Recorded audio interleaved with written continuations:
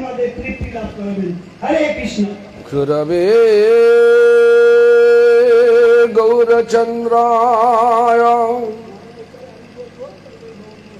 রাধিকাস্তদালয়ে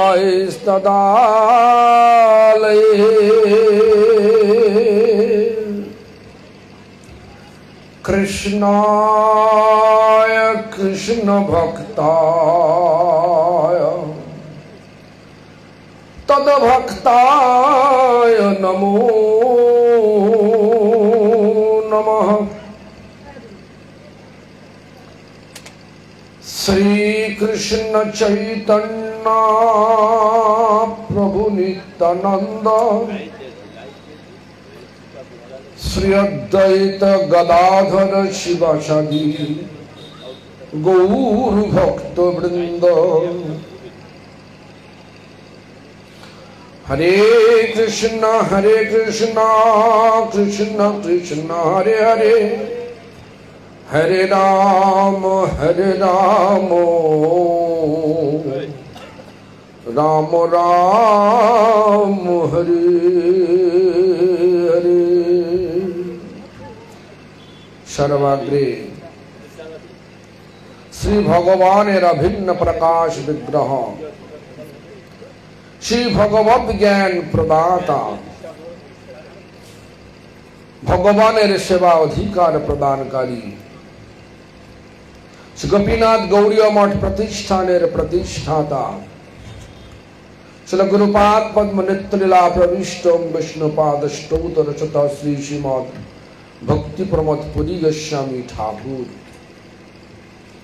পরম গুরুপাদ পদ্ম সমগ্র বিশ্বে সে গৌড়ীয় মঠ প্রতিষ্ঠানের মূল প্রতিষ্ঠাতা নিত্যলীলা প্রবিষ্ট শিল প্রভুপাদ ভক্ত সিদ্ধান্ত সরস্বতী গোস্বামী ঠাকুর তথা শ্রী ব্রহ্ম মধ্য গৌড়ীয় সরস্বত সম্প্রদায়ের স্বীকৃত আচার্য শুদ্ধ ভক্তবৃন্দ সকলের শ্রীপাদ পদ্মে জানায় দণ্ডবত প্রণাম। সকলে আমার প্রতি প্রসন্ন হন। সভায় উপস্থিত ত্রিদণ্ডীপাধ্যায় বৈষ্ণব বৃন্দ বৈষ্ণবী বৃন্দা মাতৃমণ্ডলী সজ্জন বৃন্দ সকলকে জানাই আমার যথাযোগ্য সম্ভাষণ। সকলে আমার প্রতি প্রসন্ন হন। আজকের এই মহতি ধর্মসভায় ধর্মসভা বক্তব্য আছে ওদের যা রান্না হচ্ছে ওরা বলছে 9টা পর্যন্ত 9টার আগে ওরা রান্না দিতে পারবে না। 1 নম্বর। 2 নম্বর বলছে 7টা থেকে লোক আসবে, এই 7টা থেকে 9টা আপনাদের করতেই হবে। তাহলে এখন কি হবে? 6টা তো করলে কথা বলতে পারবো না। 3 ঘন্টা কথা না, 3 ঘন্টা হবে। 2 ঘন্টা বলুন দাদা।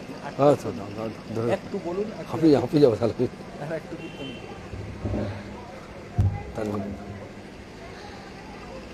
আজকে ধর্মসভা, সভা শব্দের অর্থ কি? যেখানে সভ্যগণের সমাবেশ হয়, অসভ্য নয়, সভ্য। আর ধর্ম মানে কি? ধর্ম মানে যেখানে আমাদের আত্মার স্বাভাবিক নিত্য স্বভাব,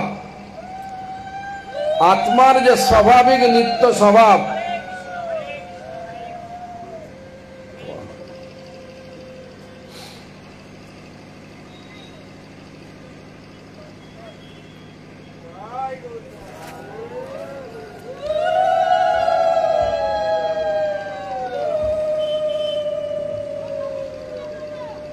আত্মার আমাদের পরিচয় কি? আমার আত্মা, শরীর নয়। সেই আত্মার স্বাভাবিক ও নিত্য স্বভাব যেটা, সেটা হচ্ছে ধর্ম। তাকে বলা হয় ধর্ম। তা আত্মার স্বাভাবিক নিত্য স্বভাবটা কি? চির আনন্দ খুঁজে পাওয়া। যে আনন্দ আসলে আর দুঃখ থাকে না। যেমন আলো আসলে অন্ধকার থাকে না, ঠিক তেমনি করে যে আনন্দ আসলে আর দুঃখ আদৌ থাকে না, যাকে জানলে সব জানা হয়ে যায়, যাকে পেলে সব পাওয়া হয়ে যায়। কে সে আনন্দ? আনন্দ স্বরূপ হচ্ছে কৃষ্ণ।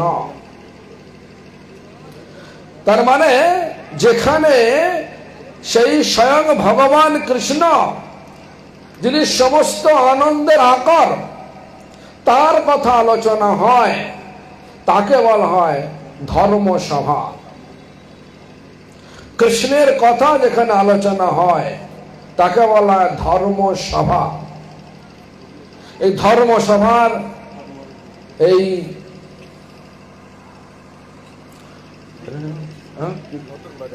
নতুন বাজার, পশ্চিম মেদিনীপুর, পশ্চিম মেদিনীপুরের নতুন বাজার, মেদিনীপুর শহরের এই আলোচনা সভার আয়োজন করেছেন এই স্থানেরই অধিবাসী বৃন্দ। আজকে আমরা এখানে সে ধর্মের কথা আলোচনা করব, কোন রাজনীতির কথা নয়।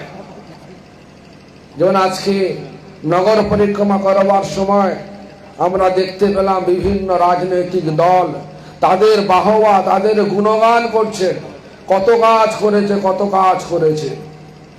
আমরা সেসব কথা বলবো না, আমরা শুধু একটাই বলবো, আমরা যে আমাদের পরিচয় যে আত্মা, আত্মাকে কতটা জাগরুক করতে পেরেছেন, আত্মার কতটা কল্যাণ করতে পেরেছেন। আত্মার কল্যাণ কিসে হবে? আত্মকল্যাণই প্রকৃত জীবের কল্যাণ। আমরা জানি কি জীব মানে যাদের জীবন আছে তাকে জীব বলে, জীবন নেই তাদের জীব বলে না। যাদের প্রাণ আছে তাদের বলে পানি বলা হয়, প্রাণ নাই তাদের প্রাণী বলা যাবে না, মৃতদেহ বলা হবে। তাই জীব মানে আমরা যাদের জীবনে যারা নড়ছি চড়ছি, এই জীবের যে প্রকৃত অর্থে দয়া, আত্মকল্যাণই প্রকৃত অর্থে দয়া। কিন্তু আমাদের ধারণা কি আছে, যেখানে কাপড় দেয়, যে বস্ত্রহীনকে বস্ত্র দিলে জীবে দয়া করা হয়, খাদ্যহীনকে খাদ্য দিলে জীবে দয়া করা হয়, আর কি জানি যারা অসুস্থ অবস্থায় আছেন তাদেরকে ঔষধ প্রদান করলে জীবে দয়া করা হয়। এগুলোকে দয়া বলি, এগুলো দয়া বটে, কিন্তু চরম দয়া নয়। চরম দয়া হচ্ছে জীবের আত্মকল্যাণই চরম দয়া। যে দয়ার কথা শুধুমাত্র গৌড়ীয় মঠ বলে, অন্য কোন সংস্থা বলে না। তাই গৌড়ীয় মঠের কথা কি? গৌড়ীয় মঠের কথা জীবের প্রকৃত দয়া করো। শ্রীকৃষ্ণ চৈতন্য প্রভু জীবে দয়া করি। গৌড়ীয় মঠের সূত্রধার কে? চৈতন্য মহাপ্রভু। তিনি কে? নিমাই পণ্ডিত। কোথায় আবির্ভূত হয়েছিলেন? মায়াপুরে। তিনি প্রকৃত অর্থে কে? তিনি হচ্ছেন স্বয়ং ভগবান শ্রীকৃষ্ণ। শ্রীকৃষ্ণ আজ থেকে 535 বছর আগে মায়াপুরে আবির্ভূত হলেন। ব্রহ্মার একদিনে মাত্র একবারই আসেন। ব্রহ্মার একদিন মানে সত্য, ত্রেতা, দ্বাপর, কলি, এই 4 যুগকে বলা হয় একসঙ্গে 1 চতুর্যুগ। 71 চতুর্যুগে হয় 1 মন্বন্তর, 14 মন্বন্তর হয় 1 ব্রহ্মার একদিন। ব্রহ্মার একদিনে স্বয়ং ভগবান কৃষ্ণ একবার আসেন দ্বাপরে। স্বয়ং ভগবান যখন চলে যান তার ধামে, এখন অবশ্য অনেক লোক বলছে ভগবান কৃষ্ণকে নাকি অর্জুন পুড়িয়েছিলেন। যত রকমের কলিযুগের যত দৌরাত্ম্য বাড়ছে ততই তারা মনোকল্পিত ইতিহাস তৈরি করছে। এই ইতিহাসের পেছনে ছুটবেন না। মনোকল্পিত ইতিহাস কখনো সত্যি নয়। সত্য ঘটনা, ভগবান তার নিজের ধামে নিজেই চলে গিয়েছিলেন। যেই মুহূর্তে চলে গেলেন যেই মুহূর্তে এই জগৎ ছেড়ে চলে গেলেন, সেই মুহূর্তে কি হলো সেখানে বলছেন, কৃষ্ণ সধাম অপগতে। কৃষ্ণ যখন নিজের ধামে চলে গেলেন, কে বলছেন? ভাগবত বলছেন। আর বর্তমান যুগের কিছু কিছু অপ্রাসঙ্গিক লোক, তারা নিজের মনের মধ্যে গল্প তৈরি করে তারা বলছেন কৃষ্ণকে অর্জুন আগুনে পুড়িয়েছিল। কতগুলো মনোকল্পিত, পরিকল্পিত, অধার্মিক ধর্মের নাম নিয়ে তারা এইসব কথাগুলো বলছে। এই কথায় কান দেবেন না। এই কথায় কান দিলে জগতে বা আমাদের কোনো মঙ্গল হবে না। সত্যি ইতিহাস হচ্ছে কি, কৃষ্ণ স্বধামে চলে গিয়েছিলেন, সেই জন্য মহামুনি বেদব্যাস লিখলেন, কৃষ্ণ স্বধাম অপগতে। কৃষ্ণ যখন নিজের ধামে চলে গেলেন, ধর্ম জ্ঞানাদিবি সহ ধর্ম জ্ঞানকে নিয়ে চলে গিয়েছিলেন। যে যখন মানুষের মধ্যে ধর্ম না থাকে, তখন কি বলে? ধর্ম না থাকে, জ্ঞান না থাকে, তখন কি হয়? মানুষ চোখ থাকলেও দেখে না, মানে অন্ধ। যখন কৃষ্ণ চলে গেলেন নিজের ধামে, তখন কলিযুগ সৃষ্টি হলো। সেই জন্য তার পরের লাইনে ব্যাসদেব লিখলেন, কলৌ নষ্ট দৃশামিষা। কলৌ নষ্ট দৃশা মানে দৃষ্টি। কলিযুগের মানুষের দৃষ্টি নষ্ট হয়ে গেল। সেই দৃষ্টি নষ্ট হয়ে যাওয়ার জন্যই আজকালকার দিনে নানা রকম লোক কল্পনা করে লিখছে। কল্পনা করে লিখছে। যেমন ধরুন, আমি শুনেছিলাম, কাগজে পড়েছিলাম, বিভিন্ন নেটে দেখলাম যে চৈতন্য মহাপ্রভুকে নাকি পুরীর পান্ডারা মেরে জগন্নাথ মন্দিরের সিংহাসন নিচে পুঁতে দিয়েছিলেন। আবার এখন কয়েকদিন কাগজে দেখছি ওটা নয়, ওটা নাকি গুন্ডিচা মন্দিরে করেছিলেন। কত রকমের মানে পরিকল্পনা। কলি মহারাজ জগৎকে ধোঁকা দেওয়ার জন্য এই সমস্ত লোক কলির চর হয়ে এসে মানুষকে বিভ্রান্ত করে দিচ্ছেন, যে ধর্মের আসল যে প্রতীক কৃষ্ণ, তাকে একটা সাধারণ মানুষ মনে করছে, সাধারণ মনে করছে। কিন্তু ব্যাসদেব কি বললেন? কৃষ্ণ যখন স্বধামে চলে গেলেন, তখন ধর্ম ও জ্ঞানকে নিয়ে চলে গেলেন। কেন বলছে অন্ধ? দেখুন, যদি আমরা হিরে সম্বন্ধে জ্ঞান না থাকে, রাস্তায় হিরে পড়ে আছে, হিরেটাকে আপনি কি মনে করবেন? একটা কাঁচের টুকরো বলে ফেলে দেবেন। দেখলেন হিরেটা, চিনতে পারলেন না। অন্ধ হলেন কিনা? অন্ধ হলেন কিনা? তাই আমাদের চিন্তা কর, ধর্ম, ধর্ম যাকে নিয়ে আমাদের প্রকৃত আনন্দ, যাকে জানলে সব জানা হয়ে যায়, যাকে পেলে সব পাওয়া হয়ে যায়, সেই ধর্ম চলে গেলেন। ধর্ম প্রতীক চলে, এটা কে বলছেন? ব্যাসদেব বলছেন। তাই বলছেন, কৃষ্ণ সধাম অপগতে ধর্ম জ্ঞানাদিবি সহ যেই চলে গেলেন কৃষ্ণ, তাকে বলছেন কলৌ নষ্ট দৃশামিষা। কলিযুগের মানুষের দৃষ্টি নষ্ট হয়ে গেল, মানে অন্ধ হয়ে গেল। কিন্তু তা বলে কি সম্ভব নয়? দৃষ্টি আর ফিরে আসবে না। বাবা কি তো ধোঁয়া দিয়েছো বাবা, তাহলে তো দৃষ্টি ফিরে আসবে না? আসবে। বললেন অধুনা পুরাণ অর্ক উদিত। অধুনা মানে এখন, পুরাণ মানে ভাগবত পুরাণ, অর্ক মানে সূর্য, উদিত মানে উদিত হয়েছে, মানে উদয় হয়েছে। সূর্য উদয় হলে সে কি আর অন্ধকার থাকে? সেই শ্রীমদ্ ভাগবত পুরাণের যদি কেউ আশ্রয় নেয় তাহলে ধর্ম ফিরে আসবে, দৃষ্টিও ফিরে আসবে, জ্ঞান ফিরে আসবে। কি জ্ঞান? ভক্তি জ্ঞান। শ্রীমদ্ ভাগবতের সাধারণ গ্রন্থ নয়। মহামুনি বেদব্যাস তিনি বহু প্রকার পুরাণ, 17 পুরাণ রচনা করলেন, বেদকে ভাগ করলেন, বেদের বেদান্ত রচনা করলেন, মহাভারত রচনা করলেন, সবই তো করলেন, কিন্তু মনে শান্তি হলো না, শান্তি হলো না। তিনি তার আশ্রম, সম্মাপ্পার আশ্রমে তিনি চুপচাপ বসে আছেন বিষণ্ণ বদনে। যে এত রচনা করলেন, তিনি আজ মনের দুঃখে নিজের আশ্রমে বসে আছেন। তিনি ভাবছেন আমি নিজেই শান্তি পাচ্ছি না, তাহলে আমার রচিত গ্রন্থ পাঠ করে লোকের শান্তি হবে কি করে? হে গুরুদেব, আপনি বলুন আমার অশান্তির কারণ কি?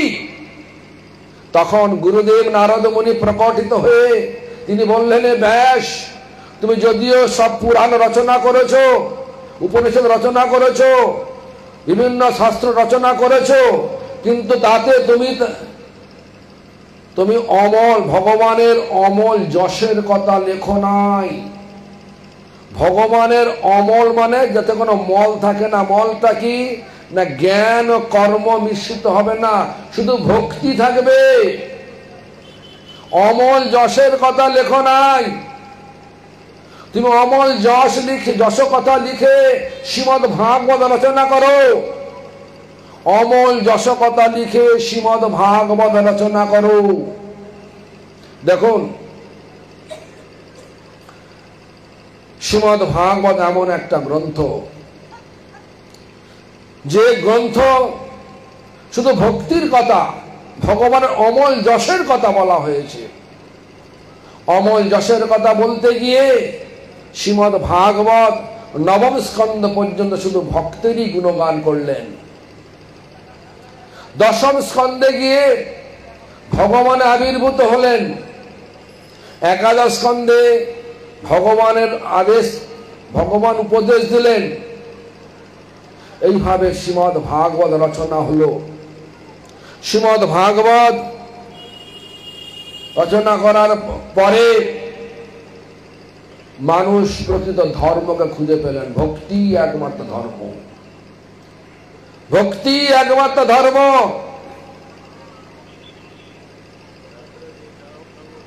ভক্তি কি?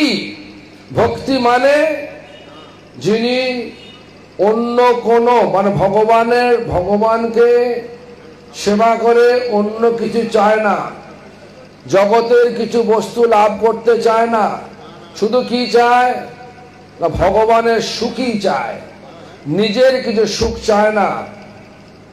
যখন আমরা এই প্রবৃত্তি নিয়ে ভগবানের সেবা কিছু করব, তাকে বলা হয় ভক্তি। ভগবান হচ্ছেন কৃষ্ণ।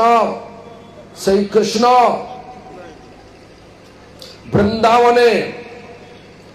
বৃন্দাবনের কৃষ্ণ আজ এসছেন চৈতন্য মহাপ্রভু রূপে। সেই চৈতন্য মহাপ্রভু কেন এলেন সে সম্বন্ধে আমাদের ভক্তিবিনোদ ঠাকুর বললেন, যেটা আগে শুরু করেছিলাম কিনা, শ্রীকৃষ্ণ চৈতন্য প্রভু জীবে দয়া করি। জীবকে দয়া করার জন্য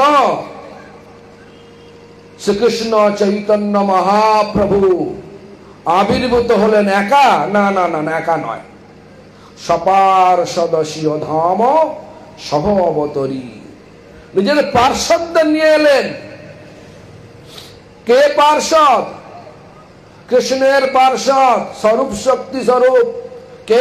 বলরাম। বলরাম এলেন নিত্যানন্দ প্রভু রূপে। কৃষ্ণের অনেক অবতার, তার মধ্যে মহাবিষ্ণু আর তমগুণ অবতার শিব, দুজনে মিলেন অদ্বৈতাচার্য এলেন। কৃষ্ণের লাদিনী শক্তি আনন্দদায়িনী শক্তি রাধা রানী, তিনি এলেন গদাধর পণ্ডিত রূপে। কৃষ্ণের ঋষি রূপ নারদ, তিনি এলেন শিবাস পণ্ডিত রূপে। কৃষ্ণের রূপমঞ্জরী, তিনি এলেন রূপ গোস্বামী রূপে। কৃষ্ণের বিলাস মঞ্জরী, তিনি এলেন জীব গোস্বামী রূপে। কৃষ্ণের লবঙ্গ মঞ্জরী, তিনি এলেন সনাতন গোস্বামী রূপে। কৃষ্ণের গুণমঞ্জরী, তিনি এলেন গোপাল ভট্ট গোস্বামী রূপে। তিনি কৃষ্ণের রসমঞ্জরী, তিনি এলেন রঘুনাথ ভট্ট রূপে। কৃষ্ণের রতিমঞ্জরী, তিনি এলেন রঘুনাথ দাস গোস্বামী। এভাবে সকলকে তিনি নিয়ে এলেন। সপার সদস্য ধাম সহ অবতরী। কেন, কি জন্যে? অত্যন্ত দুর্লভ প্রেম করিবারে দান। শব্দ লাগালেন অত্যন্ত, মানে যেটা একদম সহজ উপায় পাওয়া যায় না। কি না? দুর্লভ, যেটা মূল্য দিলে পাওয়া যাবে না, সহসা পাওয়া যায় না। কে না? প্রেম। প্রেম মানে কি? প্রেম মানে হচ্ছে, আমরা বলি ভালোবাসা। ভগবানে যার সর্বোত্তম ভালোবাসা আছে তাকে বলা হয় প্রেম। কিন্তু আমরা আজকের দিনে কি ভাবি? আজকের দিনে ভাবি যে এই ছেলে মেয়ে যে কথা বলা বলি হচ্ছে লুকিয়ে লুকিয়ে, এসবগুলোকে প্রেম করছে বলে। এটা সব লাস্ট, মানে এটাকে বলে কাম। কামকে প্রেম বললে প্রেমকে অবমাননা করা হয়। তাই অত্যন্ত দুর্লভ প্রেম। যে প্রেমটা কোথায় আছে? ভগবানেতে আছে। সেই ভগবানের প্রেম অত্যন্ত দুর্লভ, যেটা দেবদেবীর পক্ষে দুর্লভ, ব্রহ্মার পক্ষে পাওয়া দুর্লভ, শিবের পক্ষে দেওয়া দুর্লভ, সমস্ত দেবদেবীর পক্ষে পাওয়া দুর্লভ। কিন্তু সেই প্রেমকে সকলকে দেওয়ার জন্য তিনি তার পার্শ্বদকে নিয়ে এলেন। সেটাই লিখছেন কি? অত্যন্ত দুর্লভ প্রেম করিবারে দান, শিখায় শরণাগতি ভকতের প্রাণ। অত্যন্ত দুর্লভ প্রেম করিবারে দান, যে প্রেম সহসা পাওয়া যায় না। কখন পাওয়া যায়? যখন আমাদের হৃদয়টা সম্পূর্ণ শুদ্ধ হয়। এখন হৃদয়ে কি আছে? পান থেকে চুন খসলে যদি একটু আমার মনের কথা না হয়, মনের মতো দ্রব্য না পাওয়া যায়, কি হয়? রাগ হয় না আনন্দ হয়? কোনটা বলো? রাগ হয় তো। তার মানে মনের মধ্যে নানা রকমের প্রতিষ্ঠা আছে, ইন্দ্রিয় তর্পণের ইচ্ছা লুকিয়ে আছে। মানে আমার কিছু সুখ হয়, আমার মন মতো পুজো, এটা হলে হবে না, এটা থাকলে হবে না। প্রেম হবে না। বলছে যতক্ষণ না ভোগস্প্রিয়া যাচ্ছে, নিজে ইন্দ্রিয় তর্পণের ইচ্ছা যাচ্ছে, ততক্ষণ পর্যন্ত মন শুদ্ধ হতে পারে না। নিজ ইন্দ্রিয় তর্পণ মানে আমার ভালো হোক, আমার শরীরের জন্য, আমার মনের জন্য, আমার ভালোর জন্য, যেটা আমি মনে করি ভালো, সেটা না হলে আমার রাগ হয় কিনা? কখনো ভাবি না ভগবান যা করেন সব জীবের মঙ্গলের তারই করে? কখনো ভাবে কি? যারা সত্যি করে ভগবানের ভক্ত তারা কিন্তু এটাই ভাবে। এই জন্য এ সম্বন্ধে একটা গল্প বলছি। গল্প হলেও এটা মহাজনের মুখ উচ্চারিত এই কথা। ভক্তিযুক্ত মাধব গোস্বামী মহারাজ বলতেন, আমার গুরুদেব বলতেন, কি বলতেন? দুই বন্ধু, এক বন্ধু অত্যন্ত নাস্তিক, একেবারে নাস্তিক। এক বন্ধু একেবারে আস্তিক, মানে ভগবানের দৃঢ় বিশ্বাস তার আছে। সেই দুই বন্ধু একদিন খালি পায়ে জঙ্গলের পথে হাঁটছে, খালি পায়ে। হঠাৎ চলতে চলতে যেই বন্ধুটা নাস্তিক, মানে ভগবানকে বিশ্বাস করে না, সেই বন্ধুটার পায়ে, মানে নাস্তিক যে, তার পায়ে হোঁচট লাগলো। এমন হোঁচট লাগলো যে পায়ের আঙুল থেকে নখটা, মানে বুড়ো আঙুলের বলে সেটাকে নখটা উঠে গিয়ে ফিনকি দিয়ে রক্ত বেরোতে আরম্ভ করলো।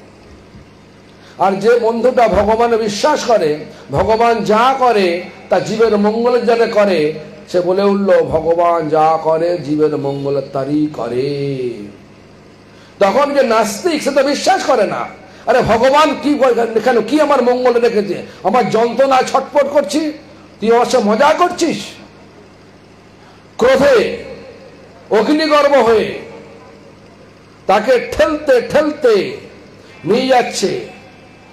জঙ্গলের পথ, ঘাস দিয়ে ঢাকা একটা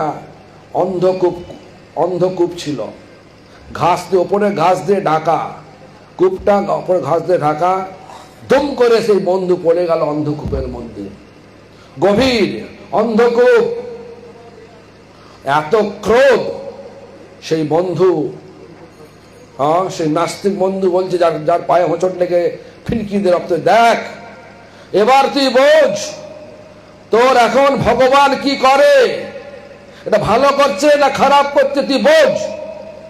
বলে চলে গেল। সেই বন্ধু চলে গেল একা একা। হাঁটতে হাঁটতে সন্ধ্যা হয়ে গেছে।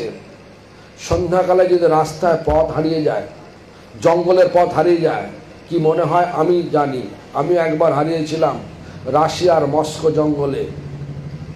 সন্ধ্যাবেলায় নয়, দিনের বেলায়। সকালবেলা আমি পথভ্রমণ করছিলাম দুই বন্ধুতে, আমিও দুই বন্ধু ছিলাম। একজনের নাম ছিল সচিশুদ্ধ প্রভু, আর আমি দুজনে মিলে যাচ্ছিলাম।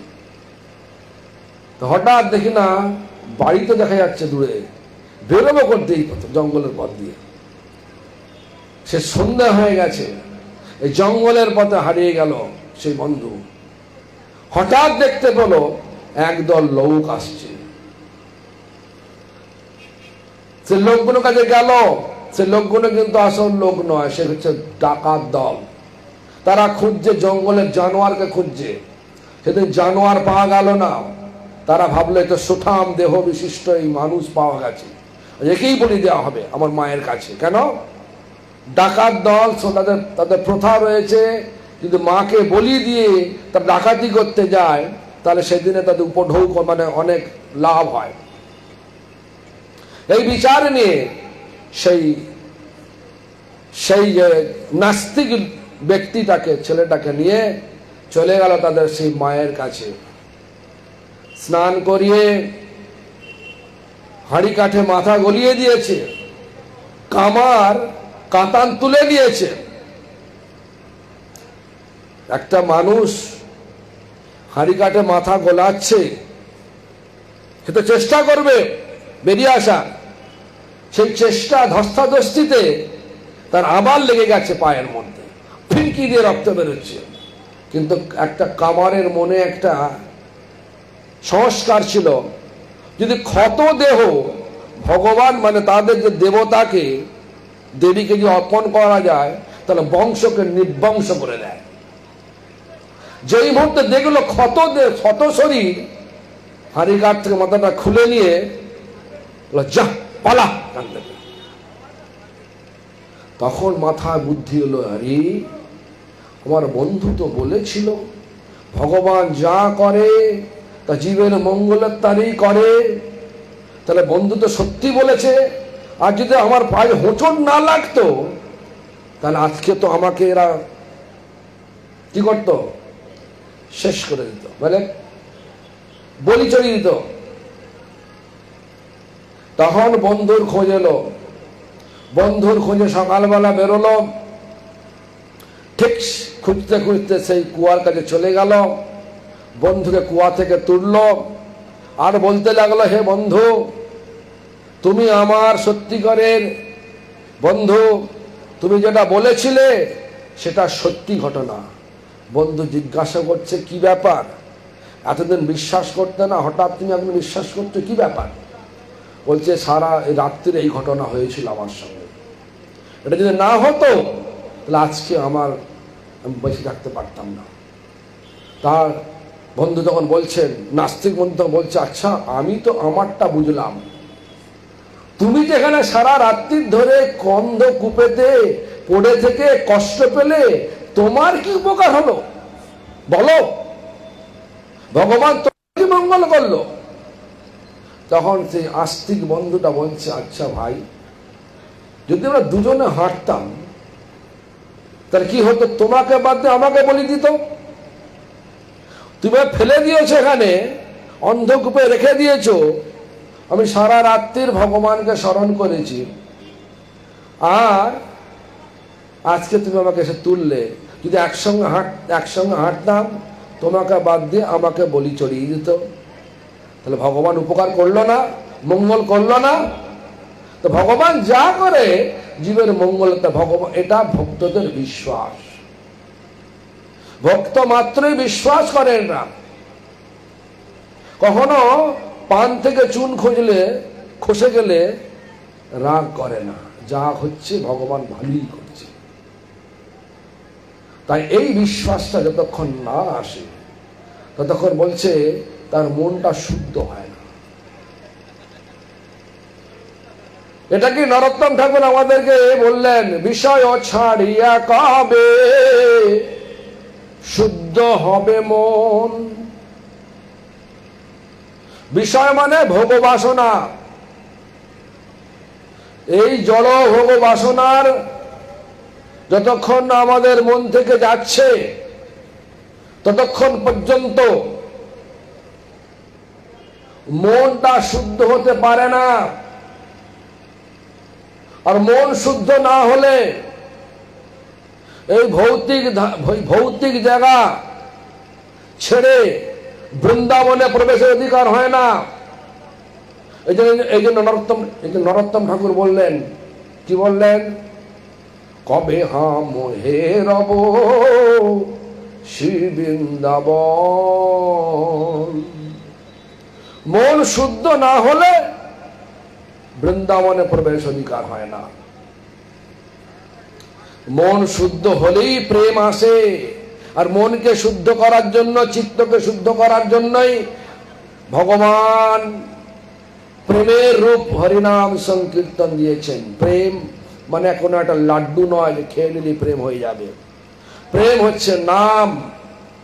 গোলকের প্রেম ধন হরিনাম সংকীর্তন। সে গোলক থেকে প্রেম ধন এসছে হরিনাম রূপে। যে প্রেম ব্রহ্মার দুর্লভ, যে প্রেম শিবের দুর্লভ, যে প্রেম সমস্ত দেবদেবীর দুর্লভ, সেই প্রেম ভগবান চৈতন্য মহাপ্রভু, স্বয়ং ভগবান কৃষ্ণ, যিনি চৈতন্য মহাপ্রভু রূপে আমাদের কাছে এসেছিলেন আজ থেকে 535 বছর আগে, তিনি কি করলেন? আমার ভক্তি ঠাকুর বললেন, কি বললেন? অত্যন্ত দুর্লভ প্রেম করিবারে দান, শিখায় শরণাগতি ভক্তের প্রাণ।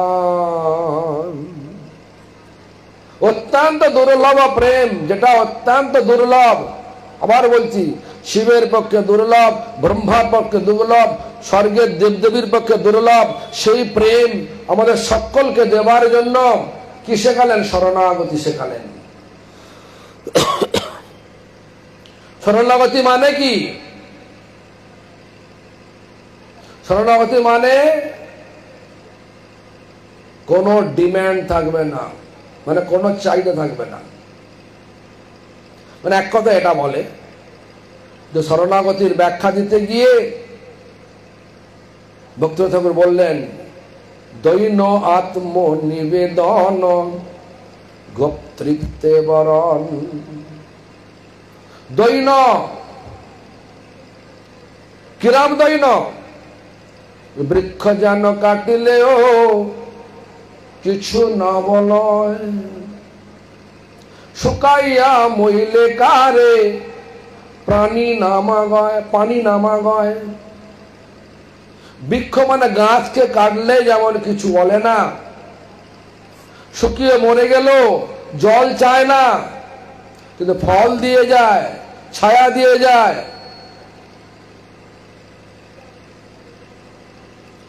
আত্মনিবেদন, আত্মনিবেদন মানে সম্পূর্ণ শরণ, মানে একদম ভগবান যা করে, যেটা বললাম না, ভগবান যা করেন সব মঙ্গলের তারই করেন। বলি মহারাজের কাছে বামনদেব এসেছিলেন। বামনদেব প্রথমে কি চেয়েছিলেন? বামনদেব চাইলেন, হে মহারাজ বলি, ভিক্ষাং দেহি, ভিক্ষা দিন। বলি মহারাজ বামনদেবের সৌন্দর্য দেখে, ভগবানের রূপের ছটা, ভগবান বামনদেবের রূপের ছটা দেখে গদগদ চিত্রে, যেখানে শুক্রাচার্য বসে আছেন, গুরু শুক্রাচার্য বসে আছেন যজ্ঞের পুরোহিত্য করতে, তাকে ছেড়ে উঠে এলেন। বলছেন, হে ব্রাহ্মণ, ব্রাহ্মণ দেবতা বলুন কি চাই? হে রাজন, আমি ত্রিপাদ ভূমি চাই। ছোট্ট ছোট্ট পা, ত্রিপাদ ভূমি। মনে মনে অহংকার একটু আছে, আমি এত বড় রাজা, তুই চেয়ে নাও না, 10টা 20টা গ্রাম চেয়ে নাও, হিরে সোনা মতি চেয়ে নাও, তোমার কয়েক পুরুষ ভিক্ষা করতে হবে না, তুই চেয়ে নাও সব। তখন বামনদেব বলছেন, রাজন, আমি ব্রাহ্মণ, আমার যেটা প্রয়োজন আমি সেটাই চাইছি, তুমি দেবে দাও, তাহলে আমি চলে যাব। এই ধরনের যখন কথোপকথন চলছে, তো শুক্রাচার্যর মনে সন্দেহ হয়ে তিনি ধ্যানে দেখে নিয়েছেন ওই ছোট্ট বটুক ব্রাহ্মণ, ও ঠিক ব্রাহ্মণ নয়, সাক্ষাৎ বিষ্ণু এসছেন ওই বেশে আমার শিষ্য বলির সঙ্গে ছলনা করার জন্য। কেন? যখন বলি মহারাজ বিশ্বজিৎ যজ্ঞ করছেন, 100খানা যজ্ঞ করবেন, 99খানা একদম সম্পূর্ণ করেছেন, পুরো মাত্রা সম্পূর্ণ করেছেন, সাফল্য অর্জন করেছেন, আর 1খানা হলে ত্রিভুবনের রাজা হয়ে যাবেন, তাকে হারাবার মতো কেউ থাকবে না। ইন্দ্রদেব চলে গেলেন ভগবান বিষ্ণুর কাছে, বললেন আমাদের রক্ষা করুন। বলি মহারাজ যজ্ঞ করছেন, 99খানা সাফল্য অর্জন করেছে, আর 1খানা মাত্র বাকি আছে, আপনি আমাদেরকে রক্ষা না করলে আমরা কেউ আর থাকতে পারবো না, এখানে স্বর্গরাজ্যে কেউ থাকতে পারবো না। তাই সেই জন্য ভগবান এসে গেলেন, অদিতির গর্ভে এসে তিনি বামনদেব হয়ে এই ছলনা করে চলে গেলেন শ্রী বলি মহারাজের যজ্ঞশালায়, ত্রিপাদ ভূমি চাইলেন। বলি মহারাজের গুরু শুক্রাচার্য বুঝে ফেললেন এ বিষ্ণু ছলনা করতে এসছেন, ছলনা করে আমার শিষ্য সমস্ত কিছু লুটে নেবেন। সেজন্য শুক্রাচার্যকে বারণ করলেন। শুক্রাচার্য বারণ করলেন বলি মহারাজ, হে মহারাজ বলি, তুমি কোনো কিছু শিকার হও না। কেন? এ বটুক ব্রাহ্মণে বামনদেব নয়, কি বলে ডোয়ারে, মানে কি বলে বামন না, ছোটকে কি বলে ডোয়ারে, মানে ইংরেজিতে বলে বামন দেব, বামন নয়, ছোট ইংরেজি বলে ডোয়ারে বলে বামন, হ্যাঁ বামন বেটে, বটুক ব্রাহ্মণ নয়, ব্রাহ্মণ নয়। তো যাই হোক, কোনো কিছু স্বীকার করো না, তোমার সবকিছু নিয়ে নেবে, এ স্বয়ং বিষ্ণু। বলি মহারাজ আনন্দে আত্মহারা হয়ে গেলেন। কেন? বলি মহারাজের দাদু মানে ঠাকুর দাদা প্রহ্লাদ মহারাজ বিষ্ণু ভক্ত ছিলেন। বলি মহারাজের বাবা বিরোচন বিষ্ণু ভক্ত ছিলেন। আর বলি মহারাজ আজ বিষ্ণু আমার কাছে ভিক্ষা চাইতে এসেছেন, যিনি জগৎ ব্যাপ্ত করে আছেন, আজ হাত পেতেছেন আমার কাছে, আমি ছেড়ে দেব? দেব না বলবো? তোমার আনন্দের বিষয়। বাস সংকল্প করলেন। সংকল্প করার জন্য যখন কমণ্ডল থেকে জল ঢালতে যাচ্ছেন, জল না পড়ে শুক্রাচার্য মাছি হয়ে কমণ্ডলের মুখের কাছে জমে গেলেন। যখন জল পড়ছে না, কুচ দিয়ে যখন গোজাও দিলেন, শুক্রাচার্য চোখে লাগলো, মাছির চোখে লাগলো, এক চোখ কানা হয়ে গেল। জল পড়লেন আর জল নিয়ে সংকল্প করলেন, ঠিক আছে। যখন সংকল্প করে ফেললেন, সঙ্গে সঙ্গে বামনদেব তার পাও বড় হতে লাগলো, শরীরও বড় হতে লাগলো। দু পায়ে বলি মহারাজ সমস্ত সাম্রাজ্য দখল করে নিল। আর তৃতীয় পায়ে নাভি থেকে বার করে, যাকে বলা ত্রিবিক্রম, বার করে বলছে, হে মহারাজ বলি, আমার দু পায়ে তোমার সাম্রাজ্য দখল করে নিয়েছি। তুমি বলে ত্রিপাদ ভূমি দেবে বলেছিলে, আর এক পা কোথায় রাখবো বলো, বলি বলো। আমরা হলে কি বলতাম? আপনি আমার সাথে ছলনা করেছেন, ছোট ছোট পা ছিল, বলতাম কিনা? হ্যাঁ। কিন্তু বলি মহারাজ হাসতে হাসতে বললেন, হে ভগবান, আমার তার কোথাও জায়গা নেই আমার মস্তক ছাড়া। ভগবান মস্তকে পা দিলেন। তো বলি মনে ভাগ্য ভালো হলো না খারাপ হলো? ভগবানের চরণ লাভ হলো। আমাদের জীবনের চরম কথা কি, চরম লক্ষ্য কি? ভগবানের চরণ লাভ করা কিনা? ভগবানের চরণ লাভ হয়ে গেল। ভগবান তাকে কোথায় স্থান দিলেন? সুতলে স্থান দিলেন। তাই এই জন্য আত্মনিবেদন, দৈন্য আত্মনিবেদন, এরকম ভাব রাখতে হবে। ভগবানের নাম করে আমরা দেখি তো অনেক ভক্তকে লটারি কাটে, লটারি টিকিট মিলে গেলে লটারি কেটে বলে, ভগবান আমার যদি লটারি লেগে যায় আপনার সব দিয়ে দেবো। যখন লেগে যায় তখন বল 4 আনা দেবো, 12 আনা আমি রাখবো। এরকম হবে না, এটাকে আত্মনিবেদন বলে না। সম্পূর্ণ নিয়োগ করে দেয়া, তাকে আত্মনিবেদন। দৈন্য আত্মনিবেদন গোপতৃপ্তে বরণ। কৃষ্ণ থেকে বিশ্বাস করতে হবে। অবশ্য রক্ষিবে কৃষ্ণ বিশ্বাস পালন। কৃষ্ণ আমাকে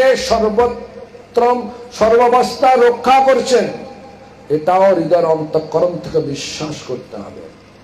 এগুলো হচ্ছে শরণাগতির লক্ষণ। সব দিয়ে দেবো তাহলে আমার চলবে কি করে?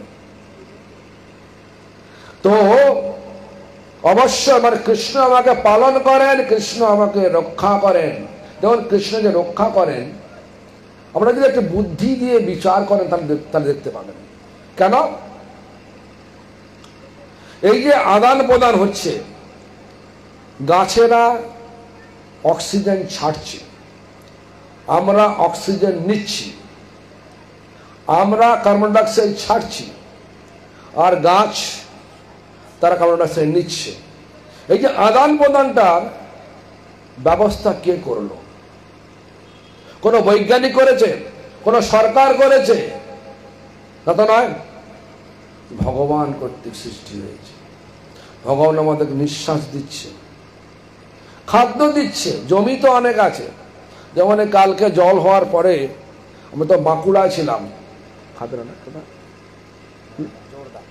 জোরদা বলে একটা জায়গায় ছিলাম কালকে রাত্রিবেলা। এই সময় একটু কথা হতে হতে 6:30 মধ্যেই, 6:20 মধ্যেই এমন ঝড় বৃষ্টি এসে গেল, আর সভা হলো না। কি করব? চলে এলাম। সকালে সেই যার বাড়িতে ছিলাম সে বলছে, এই যা নষ্ট হয়ে গেল, চাষের যা ক্ষতি হলো, হ্যাঁ, চাষের প্রচন্ড ক্ষতি হয়ে গেল।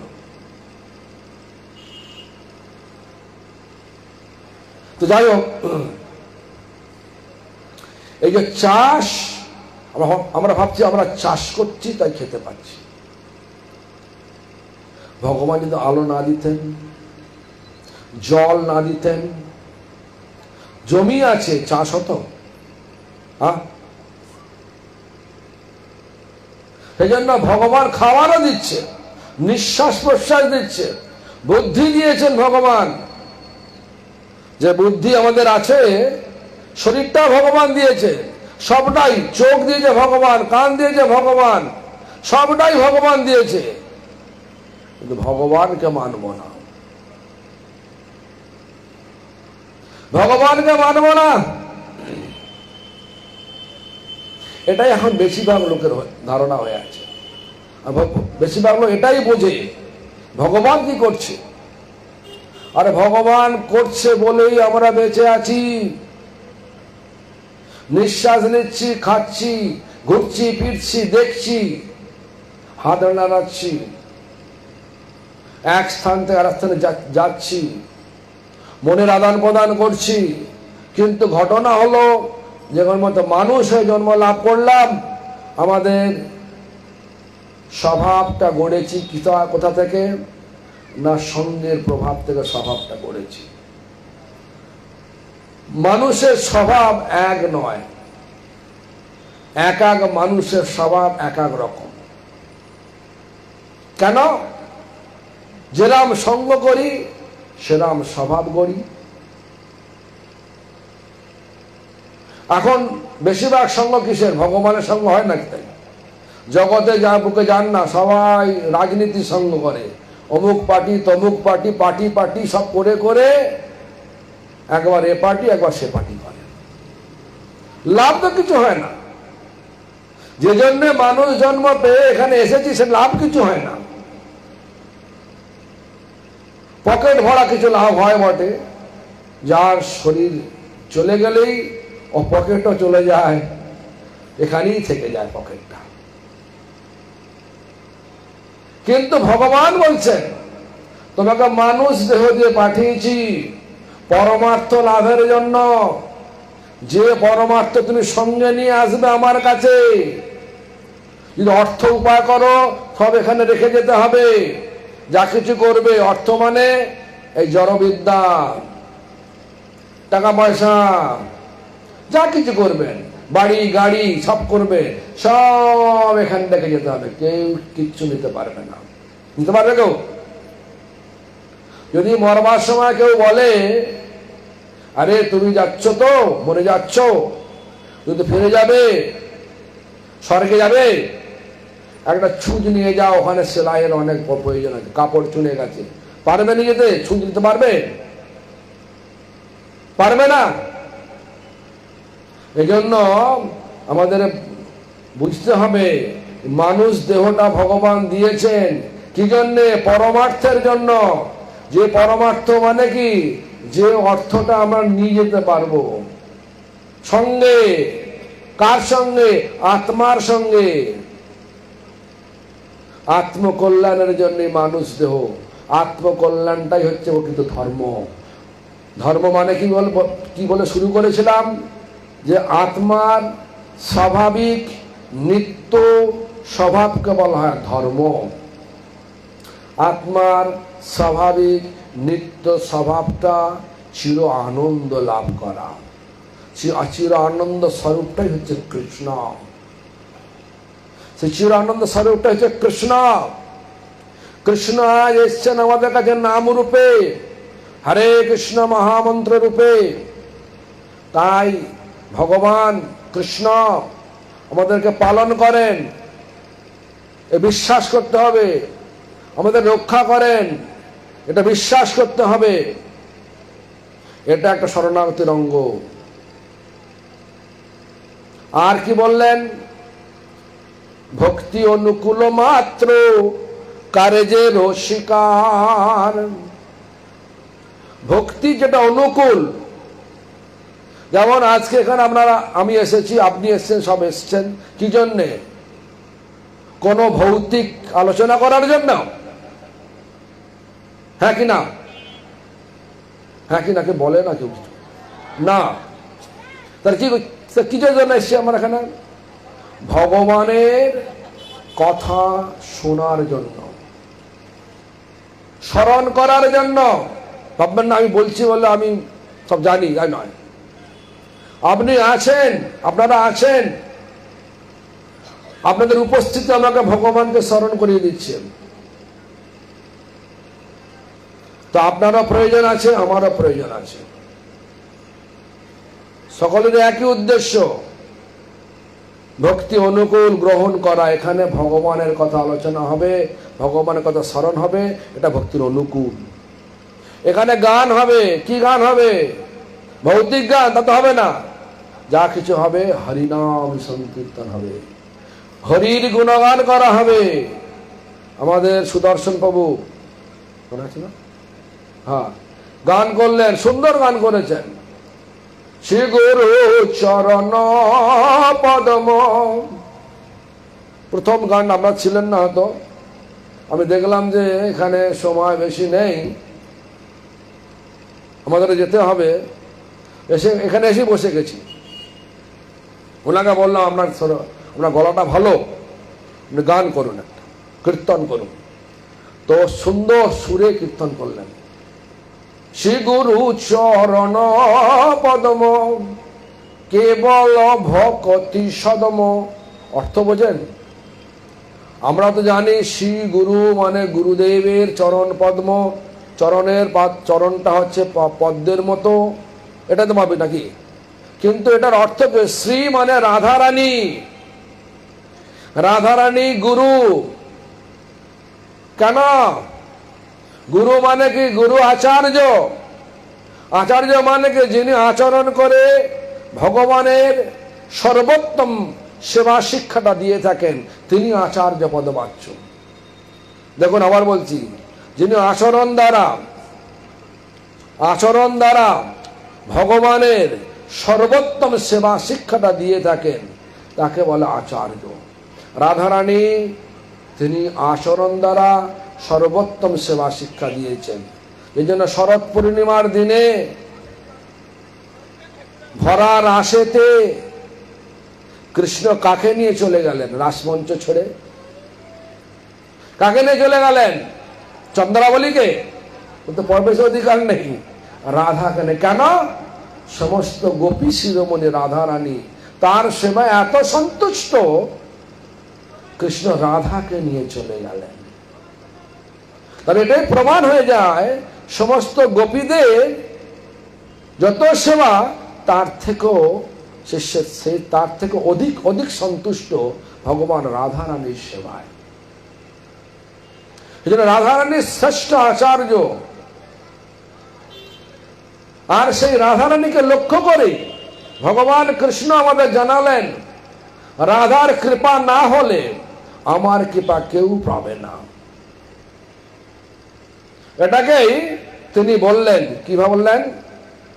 একবারে সত্য করে বারবার বলছে, সত্যি বলছে, সত্যং সত্যং পুনঃ সত্যং সত্যমেব পুনঃ পুনঃ বিনা রাধা প্রসাদেন মত প্রসাদ ন বিদ্যতে। দেখুন, আপনি ভালো করে বুঝুন, সংস্কৃত বলে ঘাবড়ে যাবেন না। সত্যং সত্যং পুনঃ সত্যং মানে কি? এটা সত্যি, এটা সত্যি, আবার বলছে এটা সত্যি। সত্যমেব পুনঃ পুনঃ, বারবার বলছি এটা সত্যি। কি সত্যি? বিনা রাধা প্রসাদেন, রাধা রানীর কৃপা ব্যতীত, মত প্রসাদাত, আমার কৃপা, নবিদ্যতে, কেউ পাবে না। বুঝতে পারছেন? তাহলে রাধা রানীর কৃপা ব্যতীত আমার কৃপা কেউ পাবে না। কে বলছেন? কৃষ্ণ বলছেন। আর এদিকে কৃষ্ণ বলছেন কে? আচার্য মাং বিজানিয়াত, যিনি আচরণ করে শিক্ষা দেন তিনি হচ্ছেন যিনি আচরণ করে কৃষ্ণের সর্বোত্তম সেবা শিক্ষা দেন তাকে চিহ্নিত আচার্য। আচার্যকে না রাধারানী আচার্য।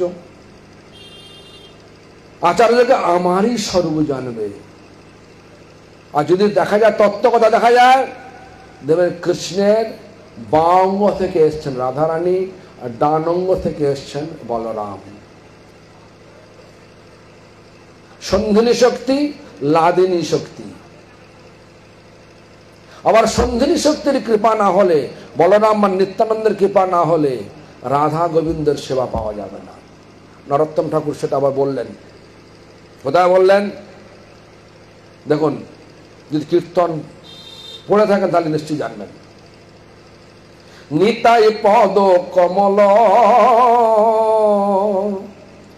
কোটি চন্দ্র সুশীতল, যে ছায়ায় জগত জুড়ায়, যে ছায়ায় জগত জোড়ায়, হেন নিতাই বিনে ভাই রাধা কৃষ্ণ পাইতে না। সন্ধিনী শক্তি, সন্ধিনী যোগাযোগ করে দেবে, সন্ধি করে দেবে, সন্ধিনী শক্তি। হেন নিতাই বিনে ভাই রাধা কৃষ্ণ পাইতে নাই। কি বলছেন তারপরে? ধর নিতাইয়ের চরণ দুখানি, ধর নিতাইয়ের চরণ দুখানি। নিত্যানন্দ কে না? গুরুতত্ত্ব, আচার্য তত্ত্ব রাধারানী।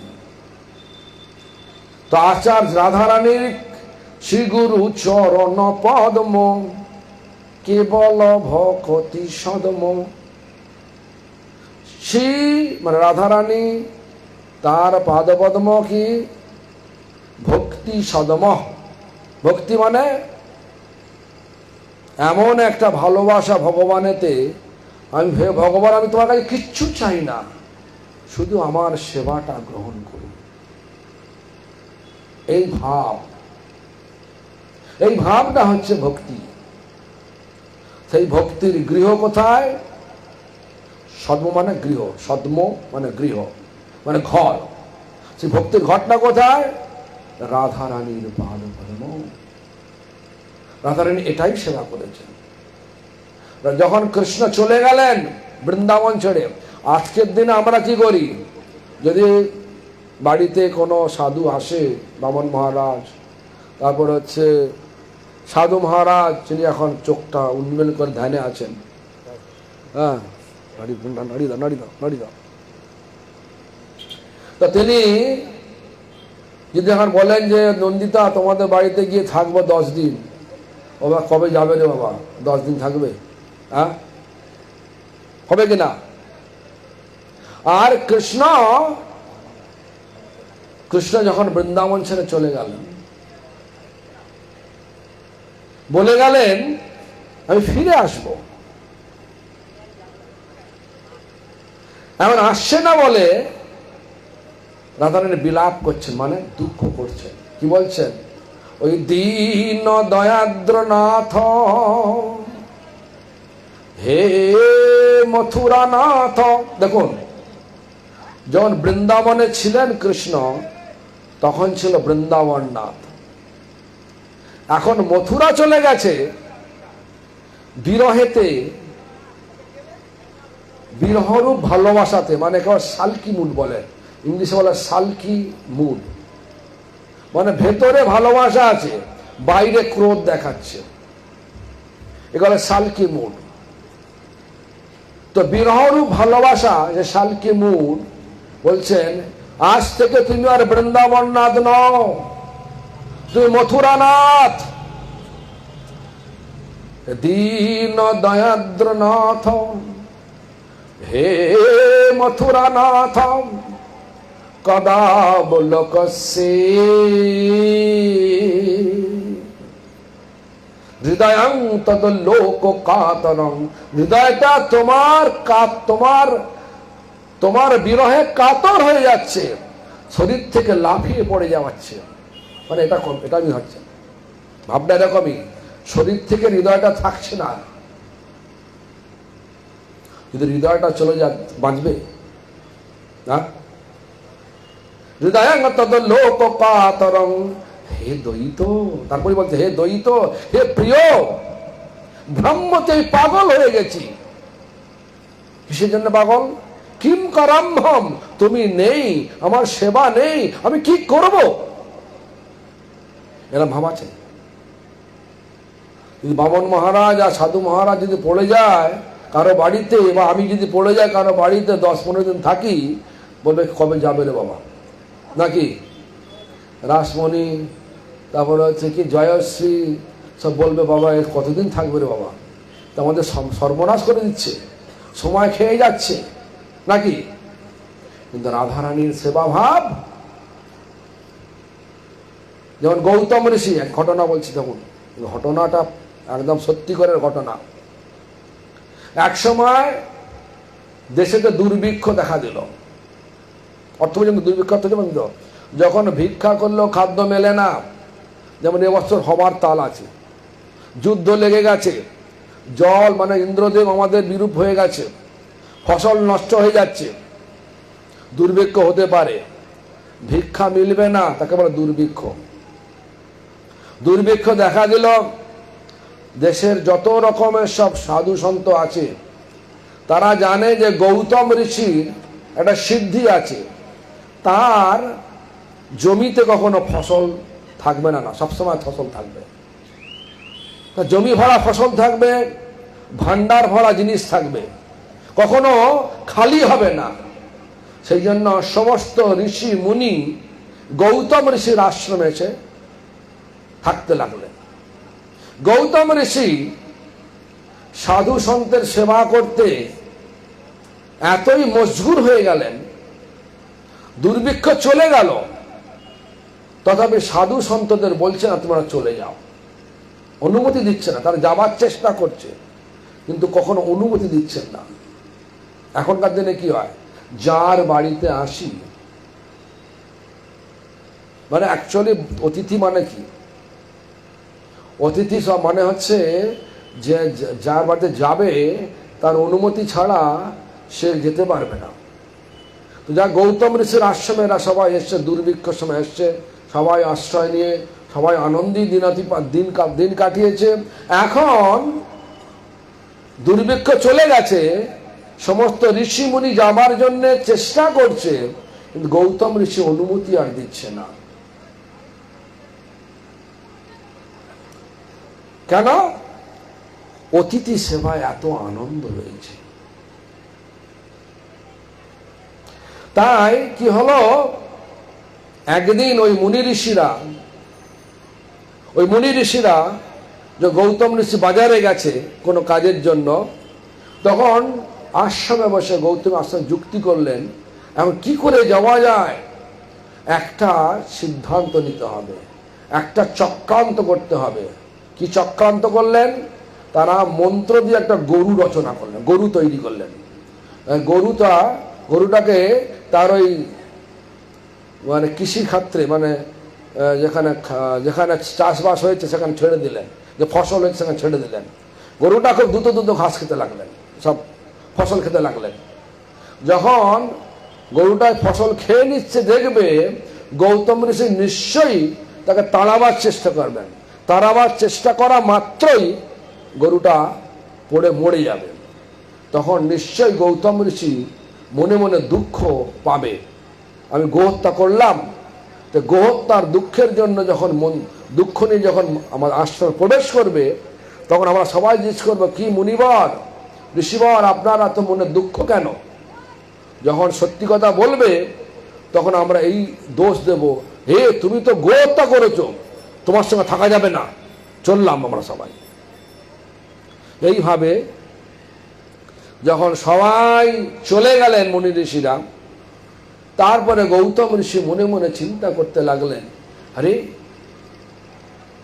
আমি গরুটাকে মারিও না, মারলাম না, কিছু না, শুধু তাড়া দিলাম, তাড়া দেওয়ার সঙ্গে সঙ্গে গরুটা পড়ে গেল, মরে গেল। এটা তো হতে পারে না, নিশ্চয়ই কোনো পেছনে কোনো কারণ আছে, কারণটা খুঁজতে হবে।